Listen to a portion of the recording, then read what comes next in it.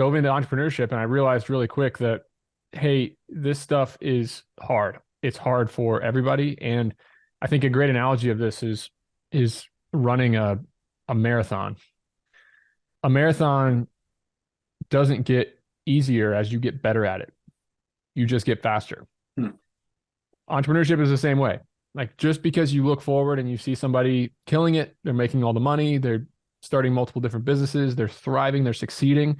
Just because you see them winning doesn't mean it's stress-free, doesn't mean it's easy, and doesn't mean they're not having a ton of uncomfortable conversations and doing hard things all the time. Business, the stakes go up. You get better at business, the stakes go up. The amount of people, the amount of families, the amount of direct impact that you have on your community around you, through your employees, through the work that you do, it all amplifies. So naturally, the problems are amplified. More money, more problems is a very real saying. And yeah, entrepreneurship is the exact same. It's hard from the beginning and you're not moving very fast.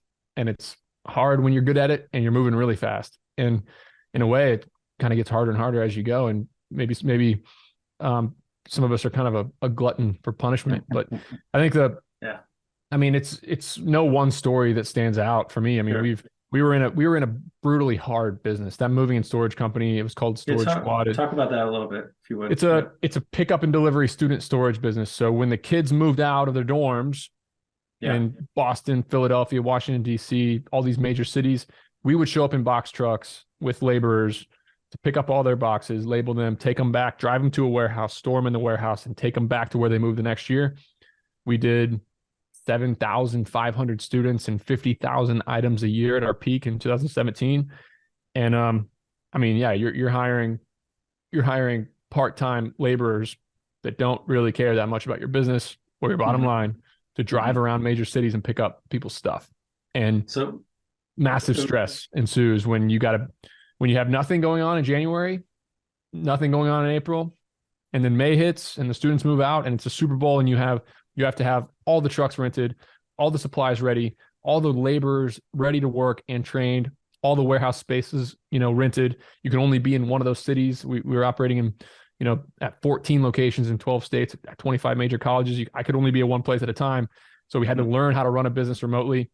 But look, I think that's the beautiful thing about business is that when you grind yourself and you hone your skills in a very difficult business, once you get into a good business, amazing things can happen. And you can hire, you can train, every business is the same. Like no matter what business you're in, if you're doing it well, you're hiring, you're firing, you're managing, you're training, you're solving problems, and you're delegating tasks. And once you get good at that stuff, you can do amazing things. And we got ground down by a really hard business and came out the other side stronger for it. And it's one of the reasons why we've been pretty successful so far. Before you go, we have a new sponsor of the show, recostseg.com. And if you bought a piece of real estate, you need to get a cost segregation study done. It's what allows you to get all that sweet, sweet bonus depreciation. And it's how real estate investors like me and many others pay almost nothing in taxes on an annual basis. You can cost seg a single family rental, a short-term rental, or a large commercial property.